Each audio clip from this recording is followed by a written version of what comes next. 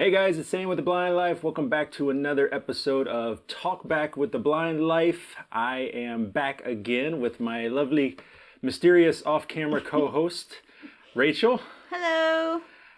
This is Talk Back, and... It's early June. June, yeah. I don't know why I can never get that right. I've only been doing this for a year now.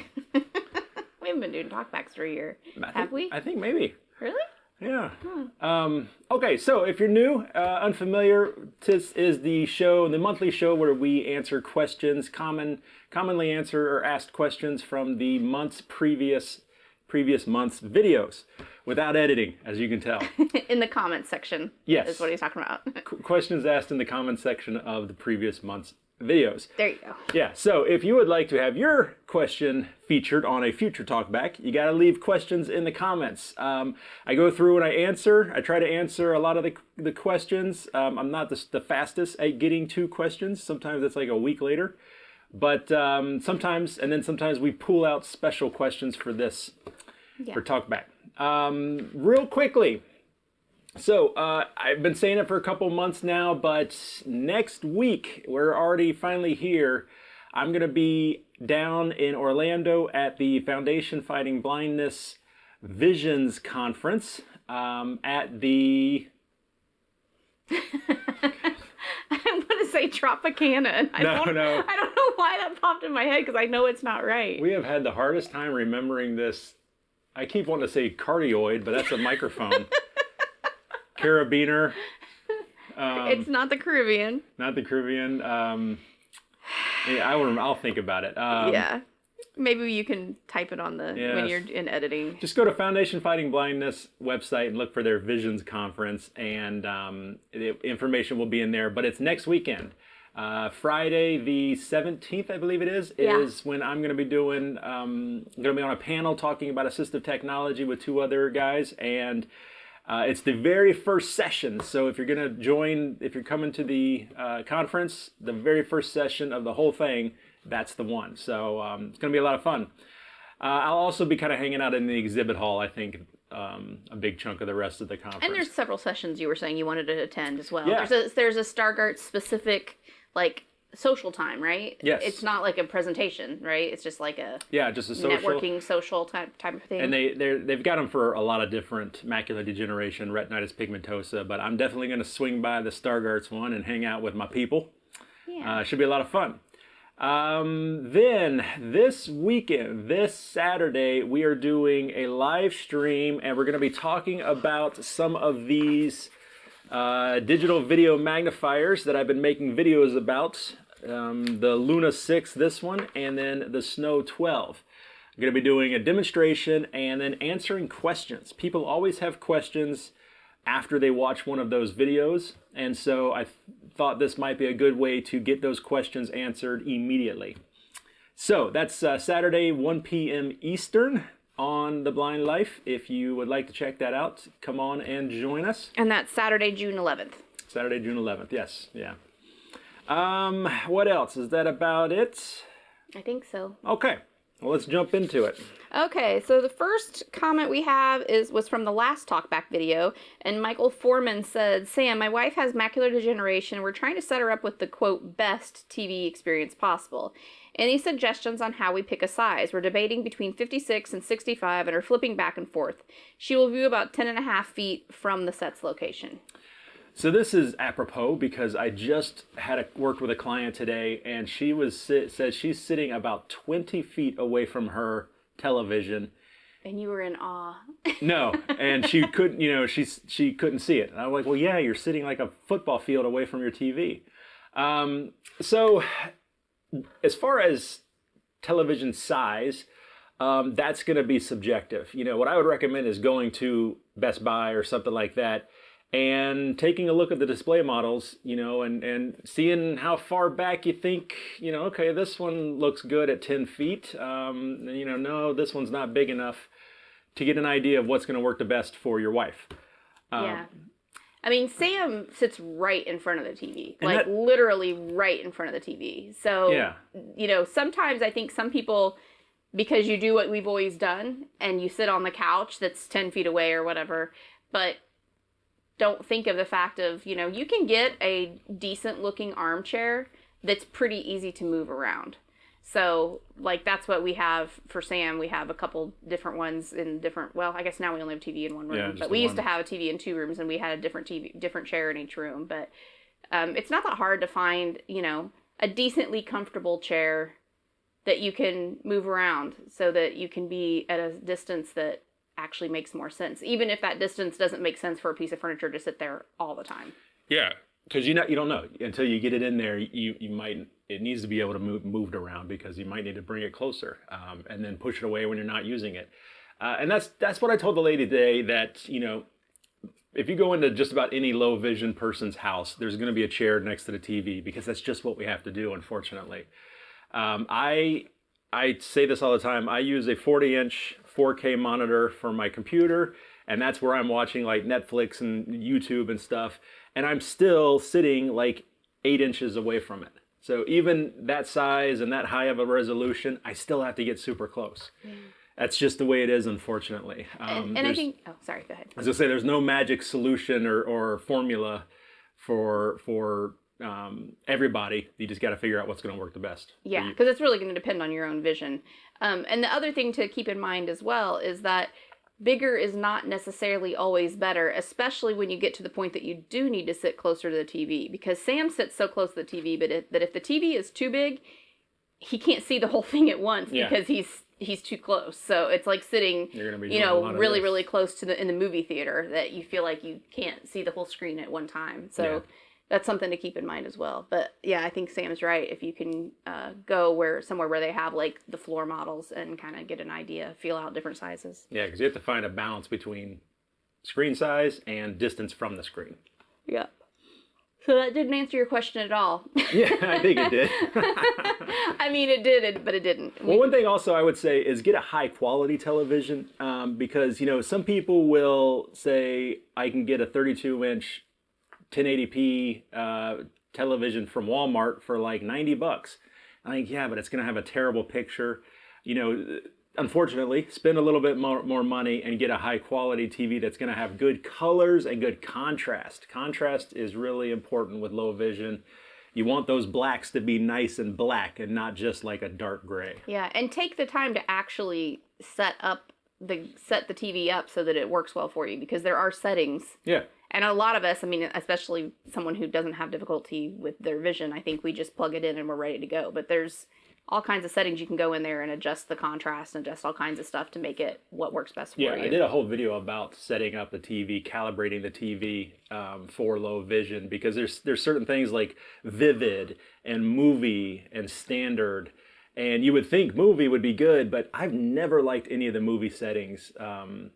It's always kind of washed out and gray.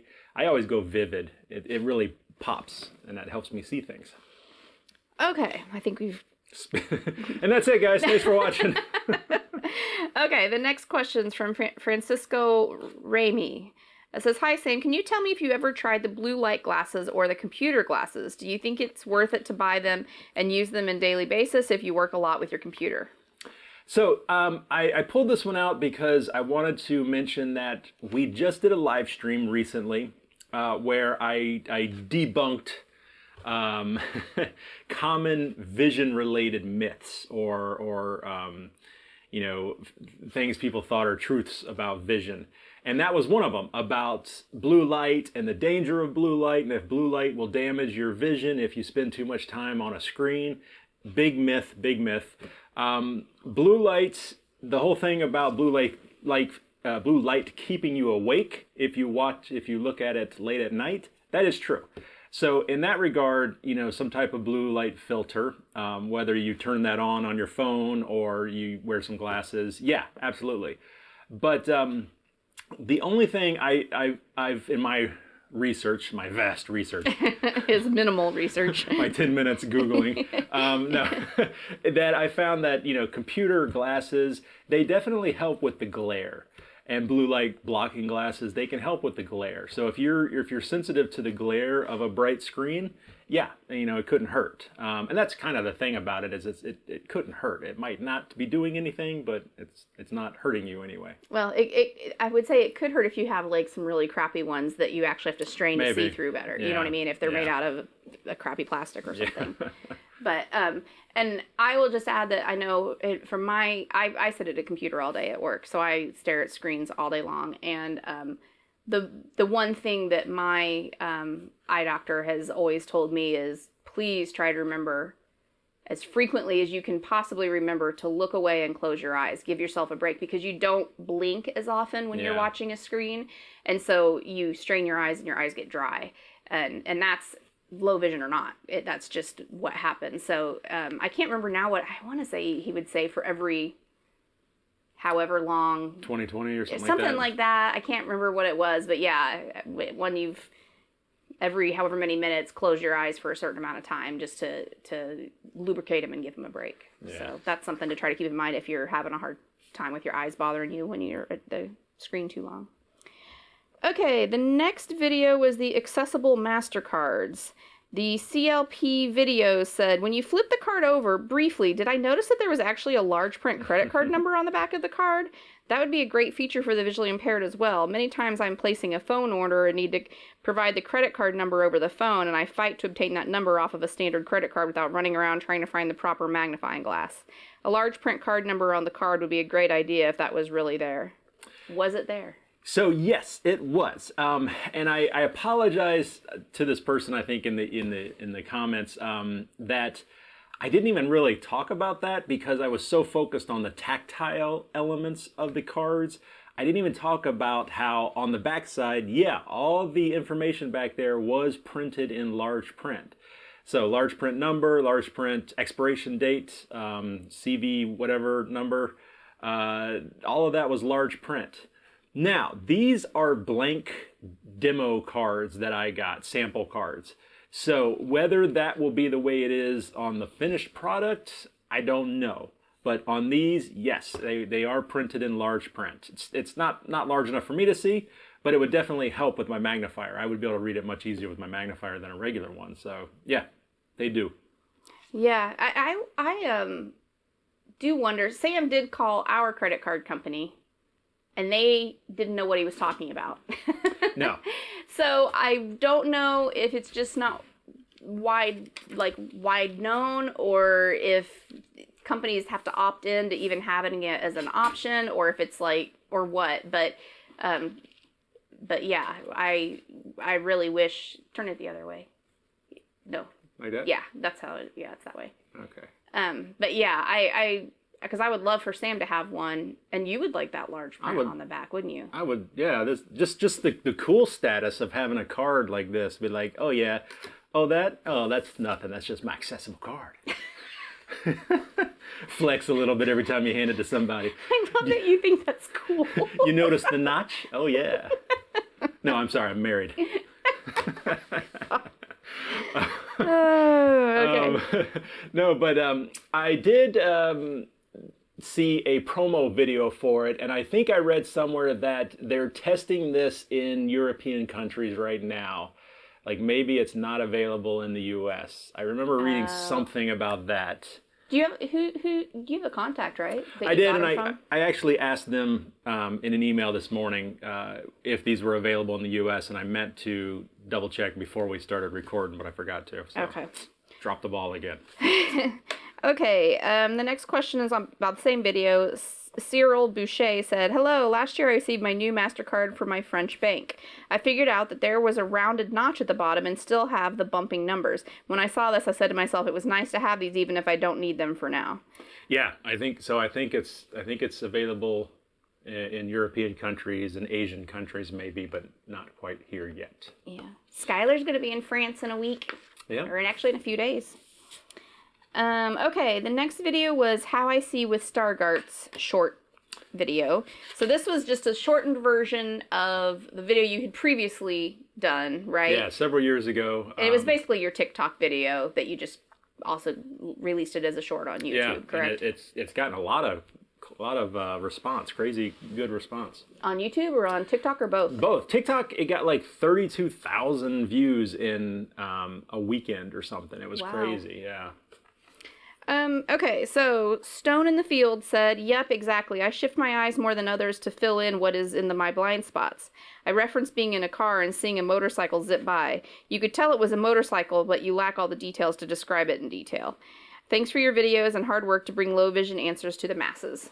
Yeah, and that's a great example of how the peripheral vision is just used for identifying motion and stuff. It's not used for identifying detail, for seeing detail. That's what our central vision's for.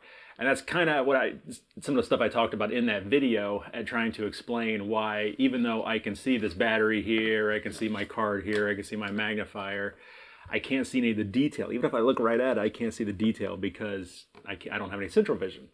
Because you're blind. Because I'm blind. And that's also when you talk about, oh my gosh, I forgot the name.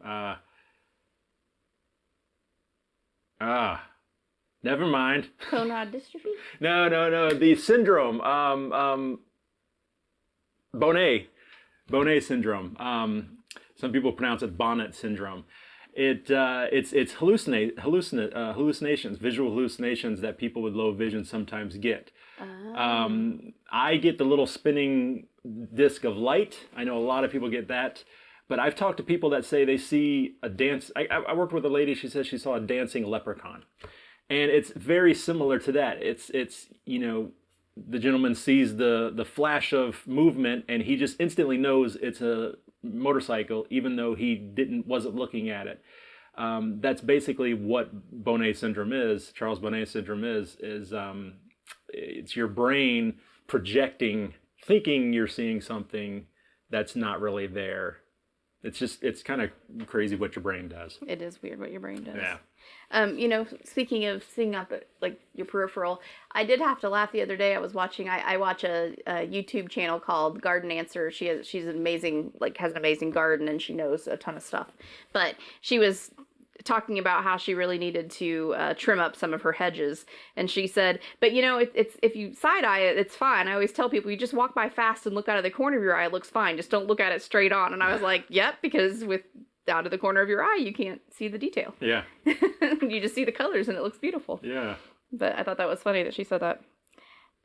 Okay, Cynthia, and I'm sorry, I don't know how to say the last name, Hilyua, said, I loved this video. You nailed it exactly, except I'm the opposite of you. I have RP, but truthfully, the brain does the same thing with my blind spots. And it's so hard to explain how I see a pencil on the floor across the room, but I'll run into the elephant on my way to pick up the pencil. LOL. Thank you for posting. Yeah, I love that. That's a great analogy, yeah. That's so true, especially with RP. Yeah. Okay, next is the Luna 6 video. Yep. Luna 6. Electronic magnifier. Digital magnifier. What do you call it? Digital magnifier? Digital video magnifier. Digital magnifier. Video magnifier. Okay. So Ethiopian Kitchen said, Hi Sam, I have a question. If you diagnosed with Stargardt, I'm sorry, I don't think English is their first language, so... No, probably not. Yeah. Says, I have a question. If you were diagnosed with Stargardt's at 11 years old, how did you learn to drive and for how long did you drive?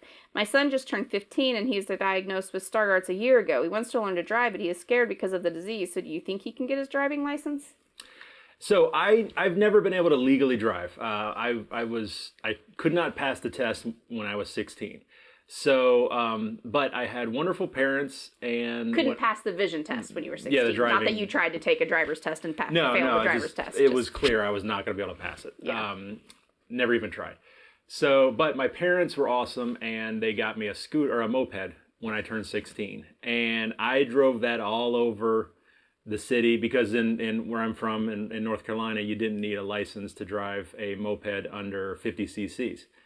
And so me and my buddy, we went all over that city on those mopeds. And I drove mopeds up into my 20s. It depends on your son's level of vision. And I don't know what the other laws are in other countries. I And I don't know for sure. I mean, they may live in the U.S. Yeah, I don't know where. And in different states too have different rules too. But there's something called bioptic driving, and that's where you can drive.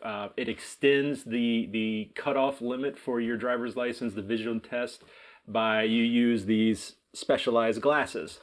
So you could try that. It depends on his level of vision, though. Or, like I said, get him a moped. They're fun. Well, in some place like here, you have to have a license to have a moped now. So. No, I drove mopeds here too. I know, but I'm pretty sure now that. Oh, did they change it? I think it's changed. Oh well, I can't see well enough to do it now. It would scare me to death. I think trying to drive a moped that fast. Yeah. I mean, if his vision is good enough, it seems to me, and maybe I'm wrong, but it seems to me that if his vision is good enough now, it may not be a bad idea to learn to drive, because I feel like learning to drive with bioptics would be easier if you'd already had been a driver than learning from scratch with bioptics. I could be wrong. It may be opposite of that, but that just is what it seems like to me. But you also have to kind of gauge your child too. Are they someone who, if they have their license and have that freedom that can bring, and then lose it, is that going to be more devastating than never having it at all? Because for some people, that's the hardest part of losing their vision. Yeah, especially if you only get to drive like 2 years and then you have to give it up. That would be tough. You just start to get the taste of it and everything. Yeah. You guys let us know, what do you think about this question in the comments down below. And then Ethiopian kitchen. Yes. You can, maybe somebody down in the comments will have some advice for that as well. Yeah. Okay, so Chris N07E, I don't know if that's supposed to be like note. I don't know what that's supposed to be, but says, Sam, you mentioned a few episodes back that you carry a magnifier in your pocket even when at home. What type of magnifier do you carry for daily stuff? I find even with the great apps available on my Pixel 6 Pro, it is a bit cumbersome for quick tasks, especially since it's hard to hold while doing something. So this is the magnifier I carry. I don't know if you can see it with my big head behind it. This is my little Eschenbach. I've been using this style, this Eschenbach style, for well over 20 years. Longer, since before you met me, and we met in 99. Yeah.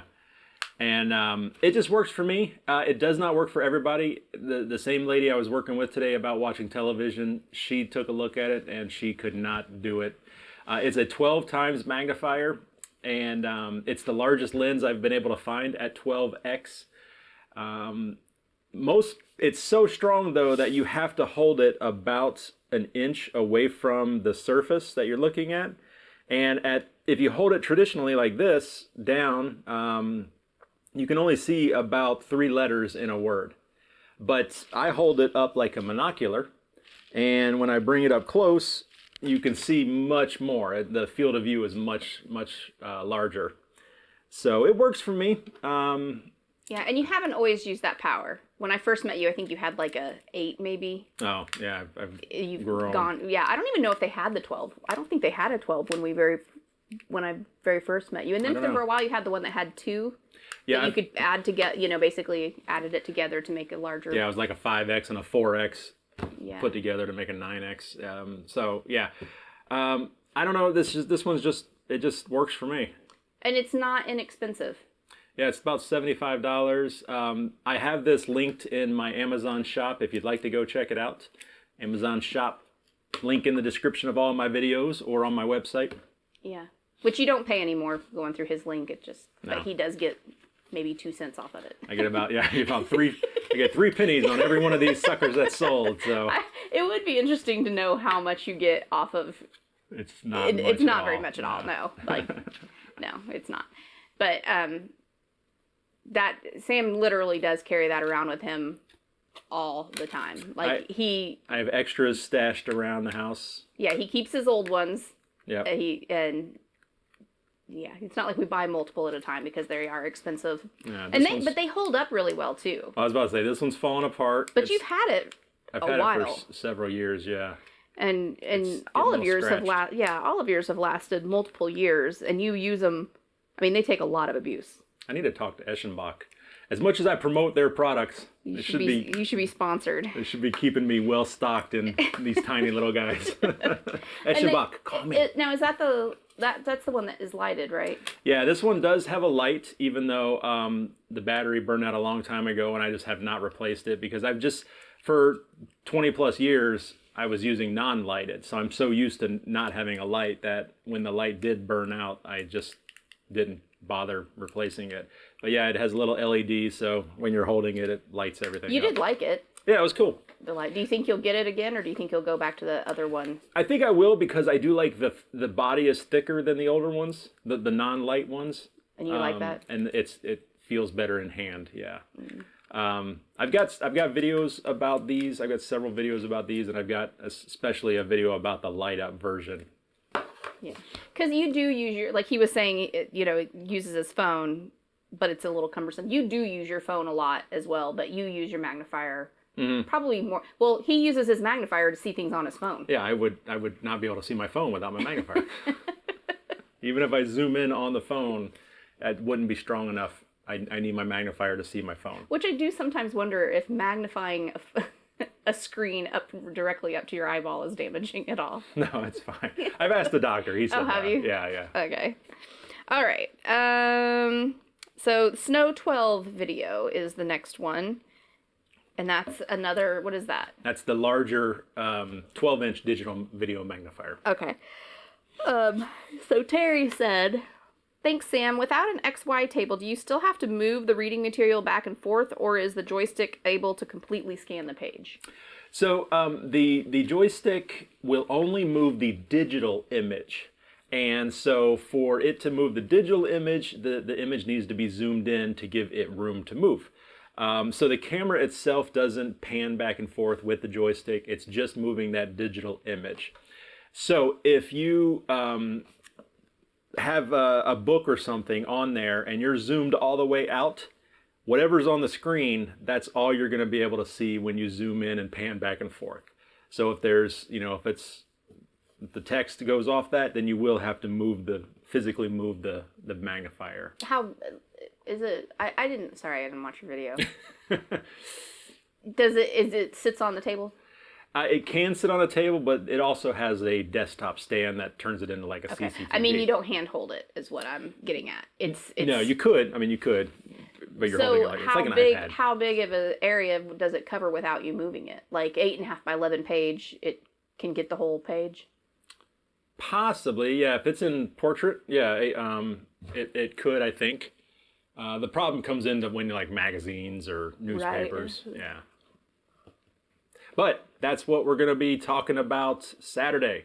Once again, if we're doing a live stream Saturday, we're going to be talking about the Luna 6 and the Snow 12. I'm going to be doing demonstrations and answering all these types of questions. And join us if you have questions and you want them answered immediately.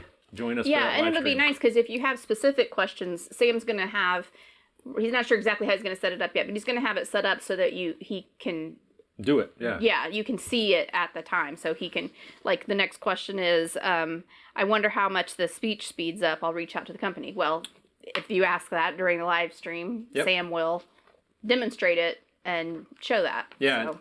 And there were several questions on that video that I purposely either didn't answer or I said, hey, I'm going to be doing a live stream on Saturday. I'll address this during the live stream. Yeah. Yeah. Okay. Harpreet Thin said, would you recommend Mercury 12 over this option, Sam, since I'm going to college in September and I'm going to get the Mercury 12? So the Mercury 12 is similar. It's but it uses a Surface computer, Windows Surface computer. So it basically is just a magnification app running on the Surface computer, and it comes with a stand so you can put it up.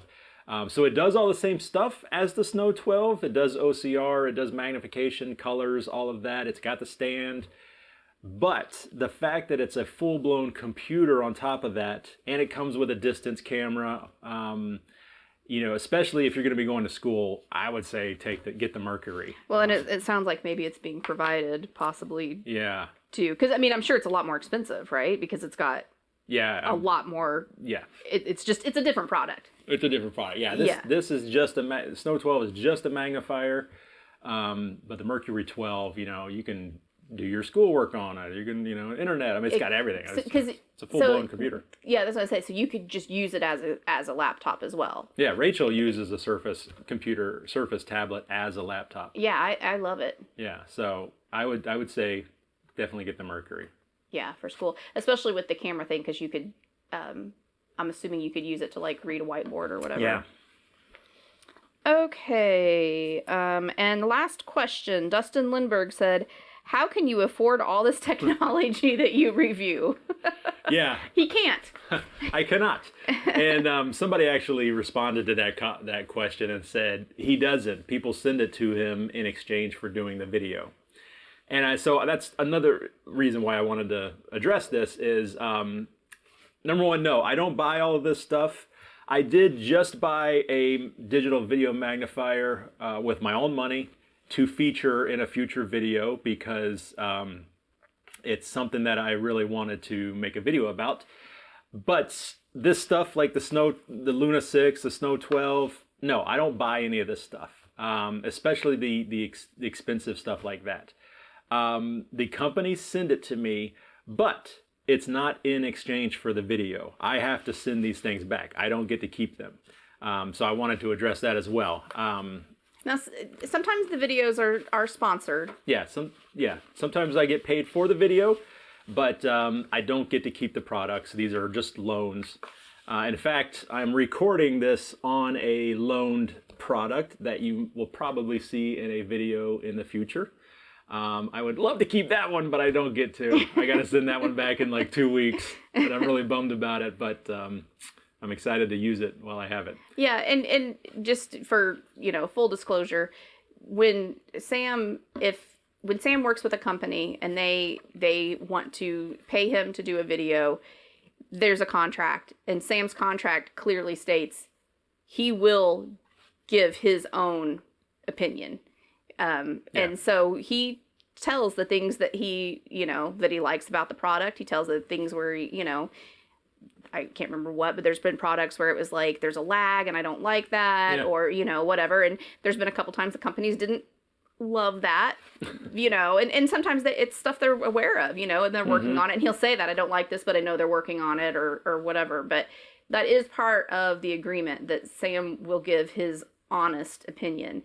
And there's actually been a time in the past when someone was paying him to do a video and he felt like the product was so not great that he actually turned them down and said, or, he had the product. And once he got into it, he was like, I can't take money from you to do this video because it's not going to be a good video. Ready. You need to do more work to this. Yeah. And there, and other things that sometimes people they don't want a video. They just want Sam to try out a product and give them completely away from YouTube, give them his feedback so they know, an evaluation of the product so they know what to work on. And especially it's nice coming from him because he's used so many products that he can kind of say, hey, this doesn't measure up. This is inferior to other products or this particular aspect of it or whatever. But yeah, but perfect example is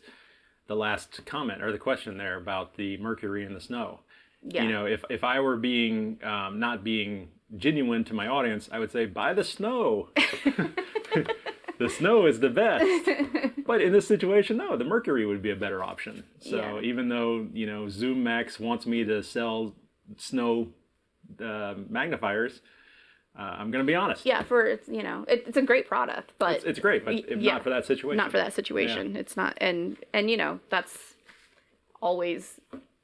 Sam knows that the reason why he has viewership is because they trust that what he's saying is honest, and so it's really important to him that they know that. So if he in general tries not to allow. A lot of the times they don't even see the video until it comes out. Every once in a while he'll run a video by them and before it goes out, but most of the time that's part of the agreement. I'm going to put out the video. I'm not getting your approval first. I'm putting out my honest thoughts. And sometimes they might give him like some speaking points that they would like him to touch on. Like, highlights, hey, can you mention this feature or whatever? And, you know, of course he's going to do that. I mean, he wants to mention all the features because that's what a good, you know, review of the product is. But yeah, I think it's important to know that, to be honest, that you do make money off of not all the videos, but some videos. Yeah, the Blind Life is a business, and I'm, you know, I'm here to, it's my what I do to help support my family and all of that. And you spend many hours doing it. I don't think people probably realize. Spend a lot of time. Yeah, I mean, right now, what is it? You worked a full day, and it's 8:30 at night, and we're making this video. Yeah. Speaking, actually, just to touch on how I usually don't let the companies preview the video. If anybody's wondering what happened with the Luna 6 video, I put out the video on a Saturday, and then after the video goes live, the company gets a chance to see it. So ZoomX got a chance to see it.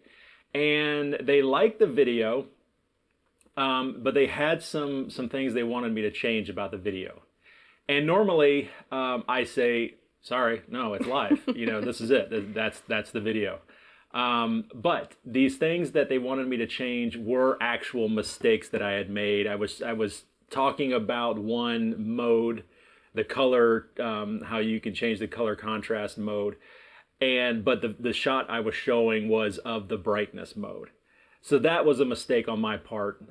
So that's why I took down the original video. I made the changes, and then I re-uploaded, I think, on Monday.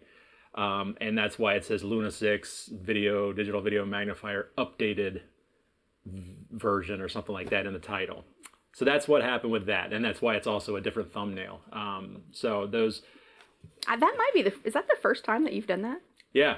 I don't think you've ever taken down a video and put up a replacement for it. I try not to make mistakes like that, and when I saw that, I'm like, oh, you gotta be kidding me, Sam! What are you doing? Like a rookie. That's a rookie mistake. So, but if they had just said, hey, you know, well, they had some comments about the Snow 12 video. They didn't like the lighting in one of the scenes. And I'm like, I'm sorry. That's too bad. You know, I'm not going to do anything. I'm not going to change that.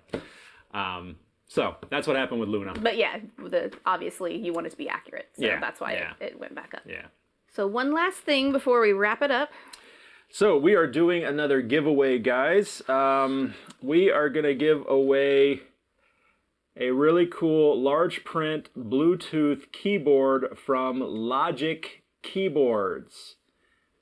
This is a Bluetooth keyboard. It is marked for Windows. It's got the little Windows logo, but I'm sure you could use it on Mac. Really, really nice Bluetooth large print keyboard. It is black letters on a white background on a black background. White keys on a black background. Is that the brand you use? Yes. So this is Logic. Here's the box. Huge thank you to Logic for sponsoring this giveaway. Spoiler, stay tuned for a video about Logic keyboards. Very soon, like tomorrow, to learn more about Logic keyboards. But huge thank you to them for sponsoring this giveaway. Just FYI, Sam, these are the type that you've used for quite a while, right? Like you've used Logic keyboards for a while. I'm a big fan of Logic keyboards. I've never used the Bluetooth, but I've had it for a couple weeks, and it's a nice little keyboard. It's a nice little travel keyboard. It has don't commit a crime using the keyboard because Sam's DNA is probably on it because he's been typing on it. Yes. Just to try it out. It has a kind of a low profile. They're not the tallest keys in the world, and the little bumps could be a little bit larger. I talk about this in my Logic keyboard review, but little preview there. But other than that, yeah, it's a great little keyboard, and it works Bluetooth. It works with any kind of Bluetooth device, smartphones, tablets, computers. So to enter the contest to win this Bluetooth keyboard, which is only for North America and European countries, you just need to leave a comment on this talkback video, letting me know that you're interested in the Bluetooth keyboard. Okay. Say something about the keyboard in the comment and how you'd love to win it. And then we will choose a winner for during the next talkback video. Yeah, we'll just do a comment randomizer thingy. Yeah. And I guess it is important to note, it is a QWERTY keyboard. So if you're from other countries that aren't English/QWERTY, it's probably not the keyboard you're going to want anyway. Yeah, that's a good point. All right, enough about the keyboard. That's it for this one, guys. Thank you so much for joining us. I hope to see some of you guys next week down in Orlando at the mysterious hotel where this Visions conference is being held. And for the Foundation Fighting Blindness. Coronado Springs, that's it.